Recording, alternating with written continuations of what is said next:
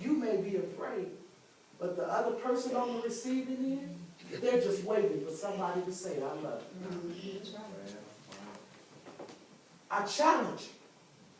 When you deal calling your family members and friends, from this day forward, don't get off the phone with saying, hey man, hey girl, hey mama, hey daddy, hey auntie, hey uncle. Before I go, I want you to know I love you. We go to so many funerals. Folks get up to the funeral, they holler and cry and snot and act a doggone fool. You know why they're doing all that? Because they didn't let their loved one know that they loved them before they passed. And now they're dealing with a whole bunch of regret. Because they think about, 10 and 15 and 20 and 30 and 40 years. They went without saying, hey grandma, I love you. Hey grandpa, I love you. Hey Uncle Joe, I love you. Hey Aunt Susie, I love you. I'm challenging you all. When you ask yourself, where is the love? Look inside of yourself and you're going to find it. And when you find it, guess what? There are people knocking at the door, waiting for love to answer. There are people that are seeking and searching, looking for love in all the wrong places. But if you show them the true, unadulterated love of God, they will know where they can find love in the right place. With my daughter, I love on her like all outdoors. Because I want her to know that when she becomes a young lady and a young woman, listen, sweetheart, you don't have to look for love in all the wrong places. You don't have to sleep with several men looking for love. Because you get your love from your daddy.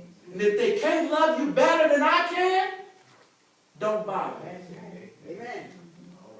When I think about my son, I love my son more than I love anybody else in the world, next to my daughter and God. But even with my son, I'm showing him the kind of love that a man needs to see. Amen. I hug my son and I kiss my son on the cheek and I tell him that I love him. Start telling people that you love them. Tell your children that you love them. Because that may be the only love that some people get. It's not about buying a whole bunch of gifts. It's about showing the love. And even in our community, there's so many people right here in our community.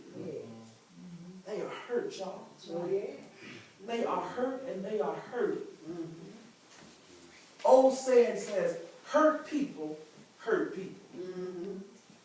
There's a lot of hurt people right here in this city that have been hurt by other hurt people that don't even know that they're hurt.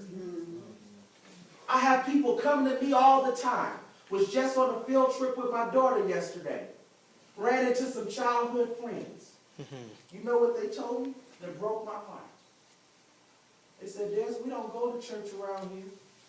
We don't even go to the church that we grew up in. I said, why not? They said, because they hurt you. They misused you. They mistreated you. When my grandmother died, she was a member of this church for 30 years. And they made us pay $200 to use the building. My grandmother was a trustee at the church. They made us pay $200 to use the building and didn't even prepare a repast. No love in the church. Other young lady I was talking to, well, I don't go to the church we grew up in. I said, why not? She said, when I walk through the doors, I don't feel the same love that I was used to feeling there when I went there.